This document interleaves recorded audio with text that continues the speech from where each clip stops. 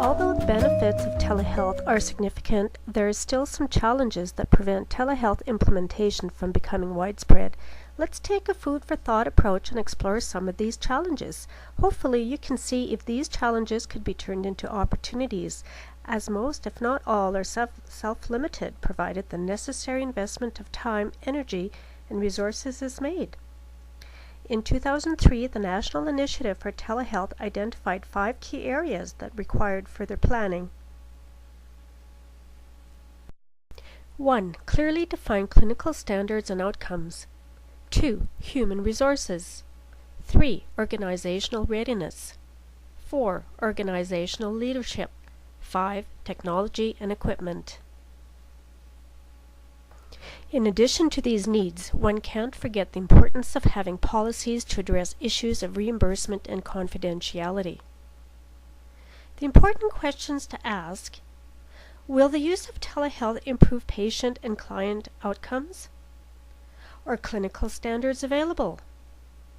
Have indicators been developed and evaluated to even guide the development of standards? What is the cost effectiveness of telehealth? These are key questions to ask. However, the answers are difficult to find. There is a dearth of research that is available to us.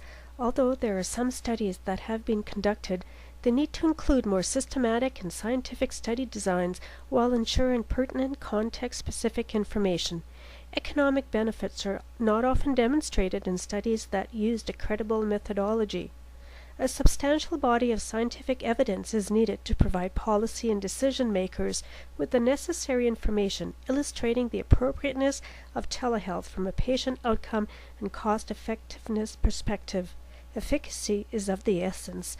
Until this is available, the funding will be a substantial barrier to overcome.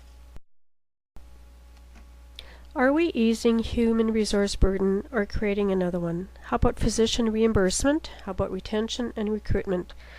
We can look at the human resource issue in one of 2 ways. Given the geographic disparity of our country, telehealth can possibly provide relief to the shortage of healthcare personnel in remote regions. We also need to consider that telehealth involves technology, and there are many healthcare providers that are still hesitant to embrace the new electronic means of healthcare delivery.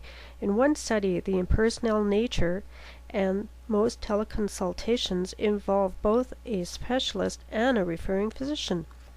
The issue of having adequate specialists to provide telehealth consultations is exacerbated by the fact that a process for physician reimbursement hasn't been clearly established in all provinces. In addition to this, telehealth has the potential, at least in theory, to impact referral patterns and established practices of local specialists, thus creating a financial/income disincentive. The organizational environment and culture is often crucial in determining whether or not telemedicine applications will be successful. Data indicate that organizational readiness for telemedicine is the multifaceted concept that's related to planning in the workplace environment. A greater understanding of the factors within organizational readiness could help to avoid costly implementation errors. Readiness needs to be systematically assessed and is crucial for long-term success.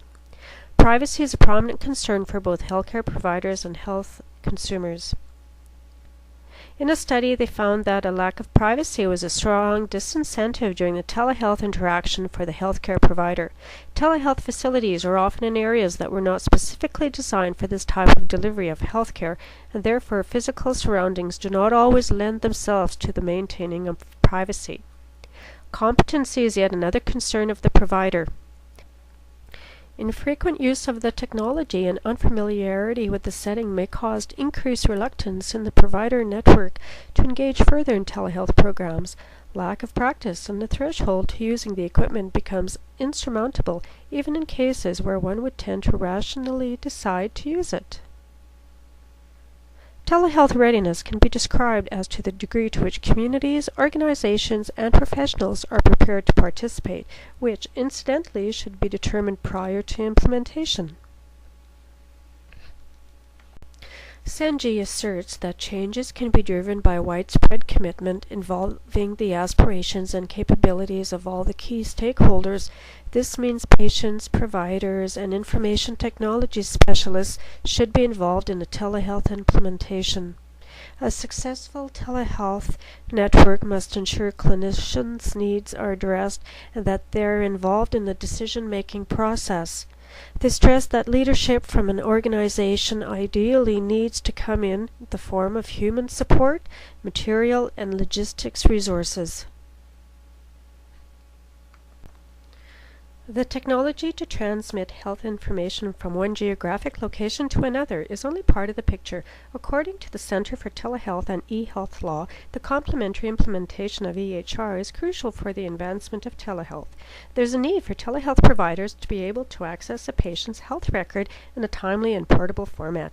EHRs will facilitate this endeavor. However, the implementation of the EHRs is extremely variable with Canada and even within provinces. Various components of telehealth systems need to correspond to the healthcare provider's expectations in terms of reliability, security of information, ergonomics, mobility, and user-friendliness. A solid technological infrastructure must be in place to ensure effectiveness as well, including high-capacity, high-speed broadband internet. At this stage, increased broadband connectivity is needed.